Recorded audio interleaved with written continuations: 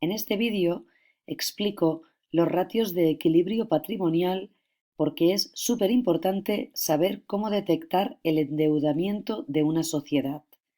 ¿Y qué miro para saber si una empresa está o no endeudada? Pues dentro del balance miro la columna del pasivo y en el pasivo tengo tres submasas patrimoniales: el patrimonio neto, el pasivo no corriente y el pasivo corriente. Y las deudas, que es lo que estoy mirando, están en el pasivo no corriente y el pasivo corriente.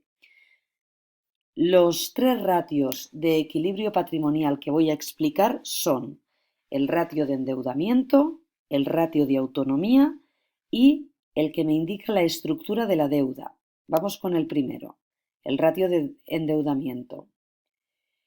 El ratio de endeudamiento es el pasivo no corriente más el pasivo corriente dividido entre el total del pasivo. El valor ideal de este ratio está comprendido entre el 0,4 y el 0,6 del total del pasivo. Si es superior al 60%, a la empresa le faltan fondos propios, es decir, capital y reserva o autofinanciación, y está bastante endeudada. Y claro, el problema es que las deudas hay que devolverlas. Pero aparte, es bueno estar endeudado en algo porque ese algo que debemos también nos está financiando de forma gratuita, que es normalmente lo que le debemos a los proveedores.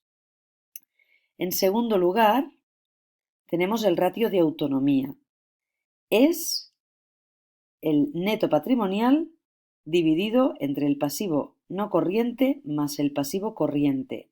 Y este ratio mide la independencia financiera.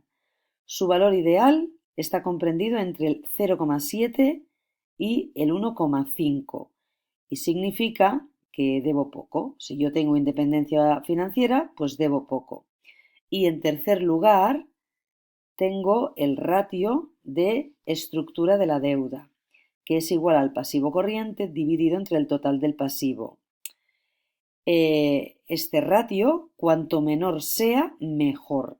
Aparte de los ratios y de comprobar cómo de endeudada está una empresa, hay que verlo todo vinculado al sector de actividad de la empresa, a las inversiones que está financiando con su pasivo y también a la edad que tenga la empresa. Y ya para finalizar y poner en práctica las fórmulas y los cálculos, nos vamos a un ejemplo. Es el ejemplo de antes. ¿Vale? Tenemos el activo, tenemos el pasivo. Nos centramos en el pasivo. Aquí tengo el patrimonio neto, aquí tengo el pasivo no corriente y aquí tengo el pasivo corriente. Primer ratio, endeudamiento. Cojo la fórmula, sustituyo y me da un 0,87. Pues esta empresa está muy endeudada. Segundo ratio, el de autonomía. Fórmula, sustitución, 0,15. Muy bajo, muy poca autonomía financiera.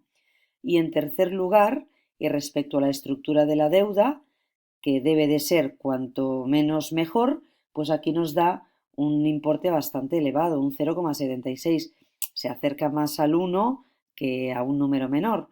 Por lo tanto, la deuda es muy alta. Y con esto hemos visto los ratios de equilibrio patrimonial.